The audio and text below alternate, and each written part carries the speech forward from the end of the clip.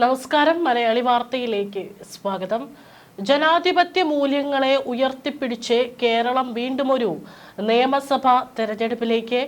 മൂന്ന് മുന്നണികളും ശക്തമായി മത്സര രംഗത്തുണ്ട്. 140 മണ്ഡലങ്ങളിൽ നിന്ന് വോട്ടെടുപ്പ് നടക്കുമ്പോൾ പൊരിവെയിലിൽ വലയേണ്ടി വരുമോ, ആശ്വാസ മഴ കാണുമോ എന്നുള്ളതാണ്. കാരണം കഴിഞ്ഞ കുറച്ച് ആഴ്ചകളായിട്ട് കേരളത്തിൽ ചൂട് രേഖപ്പെടുത്തുന്നുണ്ട്. അധികമാണ് ചൂടിൻ്റെ ഒരു തീവ്രത എന്ന് പറയുന്നത്. ഏതായാലും ഇന്നത്തെ അവസ്ഥ എന്താണ്, വിവിധ ജില്ലകളിലെ കാലാവസ്ഥ പരിശോധിക്കാം. വോട്ടെടുപ്പ് ദിനമായ ഇന്ന് പകൽ ചൂട് കനക്കുമെന്നാണ് മുന്നറിയിപ്പ്. സംസ്ഥാനത്ത് വരണ്ട അന്തരീക്ഷ സ്ഥിതി തുടരുന്നതാണ്. ചൂട് കൂടാൻ സാധ്യതയുള്ളതിനാൽ വോട്ട് ചെയ്യാൻ പോകുന്നവർ മുൻകരുതലുകൾ സ്വീകരിക്കേണ്ടതാണ്. തമിഴ്നാട് വഴി മാന്നാർ കടലിടുക്കിലേക്ക് ഒരു ന്യൂനമർദ്ദ പാത്തി കടന്നു പോകുന്നുണ്ടെങ്കിലും ശക്തമായിട്ടുള്ള മഴയ്ക്ക് സാധ്യത കുറവാണ്. അതേസമയം നേരിയ മഴ സാധ്യതയും തള്ളിക്കളയാനാകില്ല. എല്ലാ ജില്ലകളിലും ഇന്ന് നേരിയ മഴയ്ക്ക് സാധ്യതയുണ്ടെന്നാണ് കാലാവസ്ഥാ വകുപ്പ് അറിയിച്ചിരിക്കുന്നത്. ജില്ലകളിൽ ഗ്രീൻ അലേർട്ടാണ് നൽകിയിരിക്കുന്നത്. അതായത് 14 ജില്ലകളിലും നേരിയ മഴ സാധ്യതയുണ്ട്. ഗ്രീൻ അലേർട്ടാണ് നൽകിയിരിക്കുന്നത്. ഇന്ന് മുതൽ ഏപ്രിൽ 11 വരെയാണ് ഇടിമിന്നലോട് കൂടിയ മഴയ്ക്ക് സാധ്യതയുണ്ടെന്ന് കേന്ദ്ര കാലാവസ്ഥാ വകുപ്പ് അറിയിച്ചിട്ടുള്ളത്. സംസ്ഥാനത്ത് ഒറ്റപ്പെട്ട ഇടങ്ങളിൽ വേനൽ മഴ തുടരുമെന്ന് തന്നെയാണ് കേന്ദ്ര കാലാവസ്ഥാ വകുപ്പിന്റെ മുന്നറിയിപ്പ്. മുഴുവൻ ജില്ലകളിലും മഴ ലഭിക്കുമെന്ന് തന്നെയാണ് വിലയിരുത്തൽ. അതുകൊണ്ടാണ് എല്ലാ ജില്ലകളിലും ഇന്ന് ഗ്രീൻ അലേർട്ട് പ്രഖ്യാപിച്ചിരിക്കുന്നത്. ഒറ്റപ്പെട്ട ഇടങ്ങളിൽ ഇടിമിന്നലോട് കൂടിയ മഴയ്ക്കും ശക്തമായ കാറ്റിനും സാധ്യതയുണ്ടെന്നാണ് കേന്ദ്ര കാലാവസ്ഥാ വകുപ്പ് അറിയിച്ചിരിക്കുന്നത്. അതായത് മഴ നേരിയതാണെങ്കിലും ഇടിമിന്നലിന്റെ ശക്തി കൂടാനും ഒപ്പം തന്നെ അതിശക്തമായിട്ടുള്ള കാറ്റ് വീശാനുമുള്ള സാധ്യതയുമുണ്ട്. 11-ാം തീയതി വരെയും ഇത് തന്നെയാണ് അവസ്ഥ. ഇടിമിന്നലും ഉണ്ടാകാനുള്ള സാധ്യതയുണ്ടെന്നാണ് മുന്നറിയിപ്പിൽ പറഞ്ഞിരിക്കുന്നത്. അതിനാൽ തന്നെ പൊതുജനങ്ങൾ പ്രത്യേകം ജാഗ്രത പാലിക്കണമെന്നും അധികൃതർ നിർദ്ദേശിച്ചിട്ടുണ്ട്. അതേസമയം പകൽ ചൂട് കൂടും. അതുകൊണ്ട് വോട്ടിടാൻ പോകുന്നവരൊക്കെ തന്നെ സൂക്ഷിക്കേണ്ടതാണ്. വോട്ടിടങ്ങളിലെല്ലാം തന്നെ വോട്ടിടാൻ എത്തുന്ന വോട്ടർമാർക്ക് സുരക്ഷിതമായി നിൽക്കാൻ ഉള്ള എല്ലാ സൗകര്യങ്ങളും ഒരുക്കിയിട്ടുണ്ടെന്നാണ് ഇലക്ഷൻ കമ്മീഷൻ അറിയിച്ചിരിക്കുന്നത്. ഒപ്പം തന്നെ കുടിവെള്ളം, വോട്ടർമാർക്കായിട്ട് അവിടെ കുടിവെള്ള സൗകര്യവും ഒരുക്കിയിട്ടുണ്ട്. ഏതെങ്കിലും തരത്തിൽ ശാരീരിക അസ്വസ്ഥതകൾ തോന്നുകയാണെങ്കിൽ തന്നെ വോട്ടർമാർ, പ്രത്യേകിച്ച് പ്രായമായിട്ടുള്ളവർ വല്ലതും ഉണ്ടെങ്കിൽ തീർച്ചയായിട്ടും അവിടെ പോലീസുകാരുണ്ടാവും, മറ്റുള്ള സുരക്ഷാ ഉദ്യോഗസ്ഥരുണ്ടാവും, അവരെ ബന്ധപ്പെടേണ്ടതാണ്. അതേസമയം തന്നെ ഇന്ന് മത്സ്യത്തൊഴിലാളികൾക്കുള്ള ജാഗ്രതാ നിർദ്ദേശമുണ്ട്. കേരള, കർണാടക, ലക്ഷദ്വീപ് തീരങ്ങളിൽ ഇന്ന് മത്സ്യബന്ധനത്തിന് തടസ്സമില്ലെന്നാണ് കേന്ദ്ര കാലാവസ്ഥാ വകുപ്പ് അറിയിച്ചിരിക്കുന്നത്. അതുകൊണ്ട് തന്നെ മത്സ്യബന്ധന, കടലിലിറങ്ങിയുള്ള മറ്റുള്ള വിനോദങ്ങൾക്കൊന്നും തന്നെ യാതൊരു തരത്തിലുള്ള ജാഗ്രതാ നിർദ്ദേശവും നൽകിയിട്ടില്ല.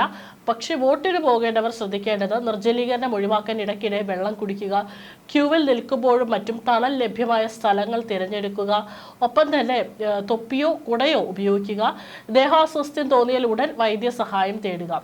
സ്ഥിരമായി മരുന്ന് കഴിക്കുന്നവർ അത് മുടക്കാതിരിക്കാൻ ശ്രദ്ധിക്കുക. ഇനി ഇടിമിന്നൽ ജാഗ്രതാ നിർദ്ദേശമുണ്ട്.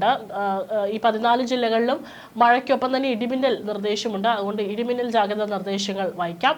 സംസ്ഥാനത്ത് ഇന്നും നാളെയും ഒറ്റപ്പെട്ട ഇടങ്ങളിൽ ഇടിമിന്നലോട് കൂടിയ മഴയ്ക്കും മണിക്കൂറിൽ 30 മുതൽ 40 കിലോമീറ്റർ വരെ വേഗതയിൽ ശക്തമായ കാറ്റിനും സാധ്യതയുണ്ടെന്നാണ് കേന്ദ്ര കാലാവസ്ഥാ വകുപ്പ് അറിയിച്ചിരിക്കുന്നത്.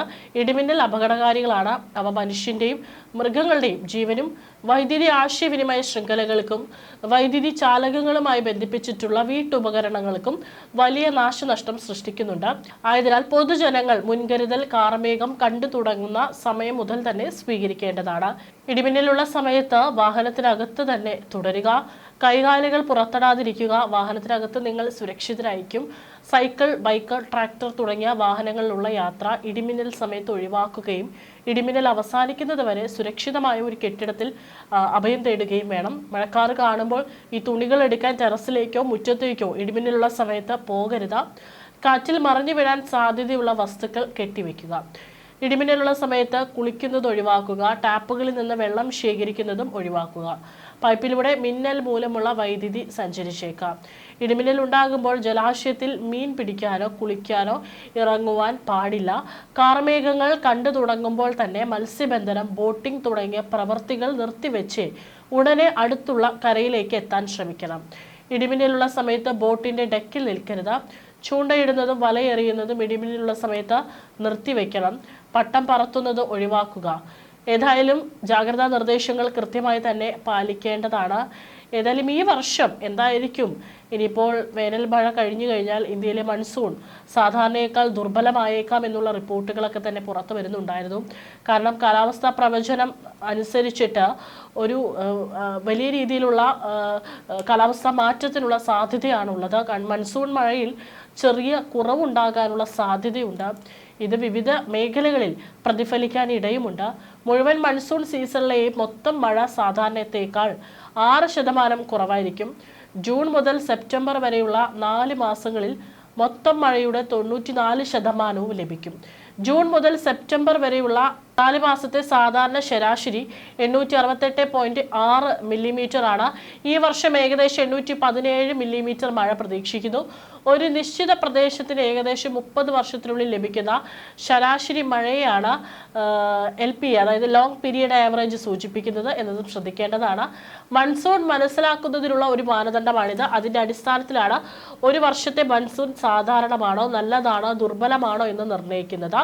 സ്കൈമെറ്റിന്റെ അഭിപ്രായത്തിൽ മധ്യ പടിഞ്ഞാറൻ ഇന്ത്യയിലെ പ്രധാന മഴവെള്ളം ലഭിക്കുന്ന പ്രദേശങ്ങളിൽ കുറഞ്ഞ മഴ ലഭിച്ചേക്കാം.